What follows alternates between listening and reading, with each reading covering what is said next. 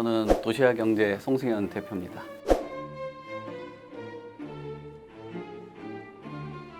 하나는 헝거가 되겠죠.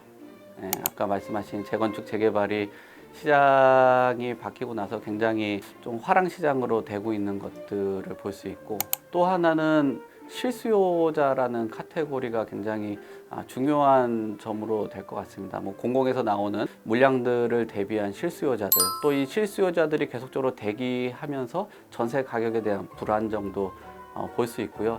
또 하나의 카테고리는 교통에 대한 변화가 될 수 있고,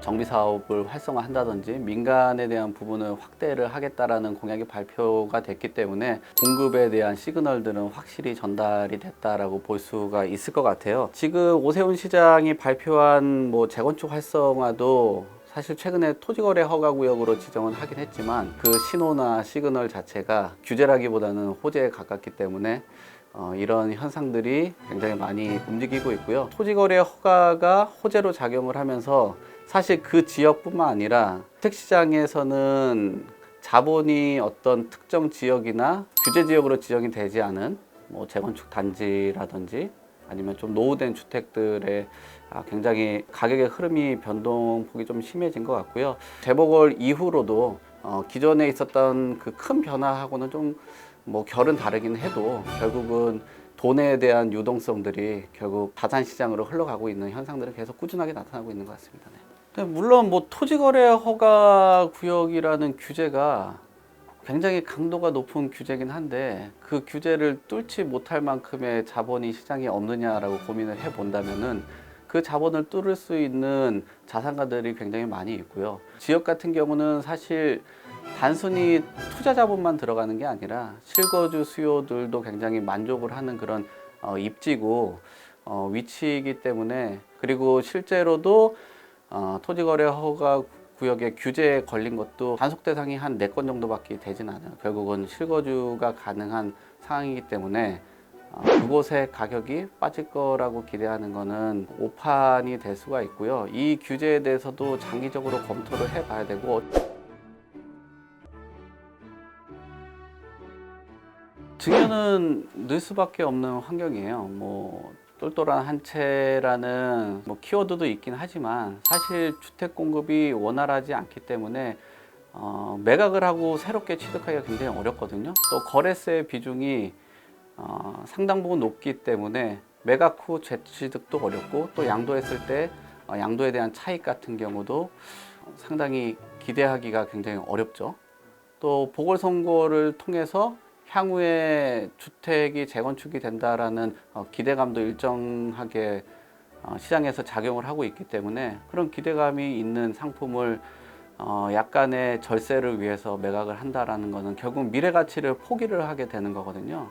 그러니까 미래 가치를 포기한다는 것보다는 약간의 세금에 대한 부담이나 압박은 늘긴 하겠지만 결국은 미래에 대한 가치에 대해서 베팅을 한다라고 보여지고요. 그래서 전체적으로 특히 이런 것들이 강남 3구에서 계속적으로 늘어나고 있는데, 매매보다도 증여가 훨씬 더 건수가 더 많은 게 보여지고 있습니다. 열심히 고생했는데 남 주기는 아까운 그런 상황이 돼버린 거죠. 지금 증여에 대해서도 규제를 해야 되겠다라는 여론들이 많이 있긴 하겠지만, 그렇게 된다면은 전체적인 시장의 거래세를 계속 증가를 갖고 오는 거기 때문에 시장에 부정적인 시그널을 줄 수 있다라고도 보여져요.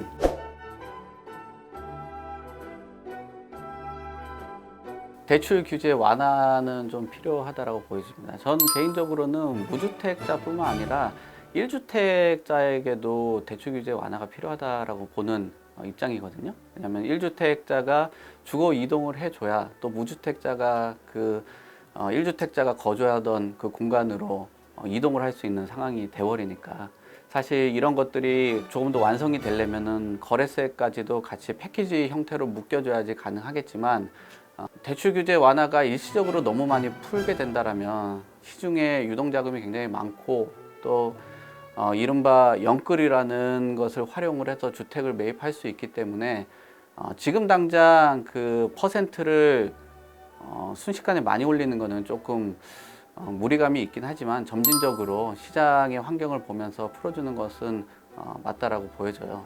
어떤 패러다임도 한번 제시를 해볼 필요가 있을 것 같아요.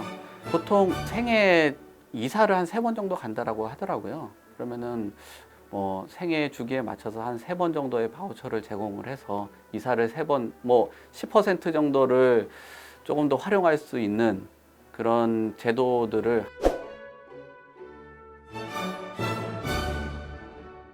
공급자들이 그런 오피스텔이 뭐랄까 규제가 좀 적기 때문에 계속 공급을 하기 때문에 많은 수요자들이 그 오피스텔 시장을 살펴봤냐라고 생각을 하면은 건설사 같은 경우도 사실 규제가 많기 때문에 기존 평면을 유지한 상태로 뭐 기존의 아파트를 대체할 수 있는 중소형 오피스텔을 계속적으로 공급을 하고 또 뭐 일정의 광고도 하겠죠. 청약 1순위가 무주택 자격을 구분을 할 때 오피스텔만 소유하신 분들 같은 경우는 무주택자로 간주하기 때문에 1순위 자격 그 유지를 할 수 있다라는 게 가장 큰 장점일 것 같아요.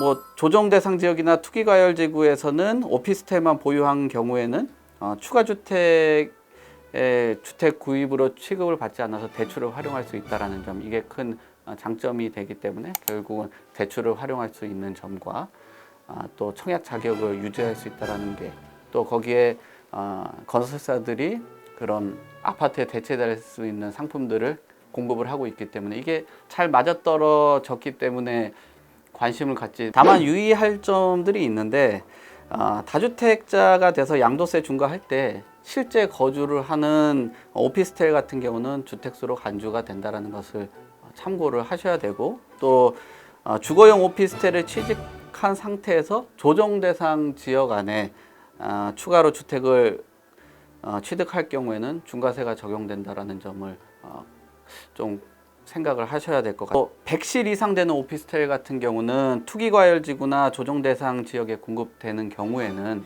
소유권 이전 등기 시까지 전매 제한 규제도 적용이 되다 보니까 무조건 장점만 보는 것도 옳지는 않고, 이런 출구 전략이라든지 같이 계획을 세워야지 판단이 좋을 것 같습니다.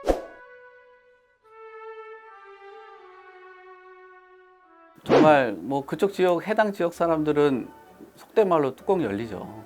왜냐하면은 그것을 기대를 하고 주택을 매입을 했다라는 것이 가장 큰 요소로 또 작용을 하고요. 임대차 3법이 도입이 되고 나서 전세 기간이 연장이 됐기 때문에 사실 서울 안에 거주하는 환경을 갖추진 못했거든요. 그렇게 된다면은 수도권까지 밀려나갔던 현상들이 나타났는데, 결국 그 김포에 거주하시는 분들 굉장히 많은 비중이 서울로 출퇴근을 하는 분들이더라고요. 그렇다면 반대로 해석한다면은 교통의 또 한편의 지옥이 되는 거고, 교통 같은 경우는 수도권에 굉장히 큰 집값에 큰 영향을 끼칩니다. 예를 들면은 지금 의왕하고 고양, 덕양, 뭐 양주 같은 경우도 보니까 의왕 덕양구 같은 경우는 한 10% 정도 이상 뭐 매매 가격이, 아파트 매매 가격이 올랐더라고요. 결국 이것도 GTX의 영향을 가져왔다라고 보여지고요. 그 일대 보면은 뭐 남양주, 인천 연수구, 안산 단원구, 의정부, 시흥, 일산 서구, 이곳 GTX가 정차하는 곳들은 굉장히 아파트 매매값이 굉장히 많이 올라갔어요. 그러면은 단순히 교통의 편익만이 그곳에 있는 분들이 고민을 하는 걸까라고 생각을 해본다면, 사실 내 집을 장만해서 집값 떨어지는 거 원하시는 분들은 별로 없을 거 아니에요. 또 여러 가지 제도가 마련돼서 수도권까지 밀려났는데 교통까지 뭐 개선이 안 되라고 하면은 결국 뭐 교통에 대한 그 고통을 장기간 감내를 해야 되는 거고, 자산 상승에 대한 기대감들은 축소가 된 거고, 다시 또 서울로 재진입하기에는 뭐 주택 가격이 너무 많이 올라서 올라가지를 못하게 되는 거고, 그 시중에 지금 유동자금이 굉장히 많고, 또 거주민들이 실수요자들이 굉장히 많이 분포가 되어 있기 때문에 집을 팔고 다시 가는 것도 일정하게 한계점은 있을 것 같아요. 그래서 시세보다 저렴한 매물들은 몇 건 나올 수도 있겠죠. 6월 1일 과세 기준일이 있기 때문에. 근데 GTX 노선이 뭐 연장이 안 됐다고 해서 집값이 지금 시장 환경에서는 뭐 폭락하는 수준까지는 어려울 것 같고, 다만 제가 아까 지적하는 GTX가 정착하는 그 역을 갖춘 타 지역보다는 상승하는 폭이 높기는 좀 힘들지 않을까라고 생각을 합니다.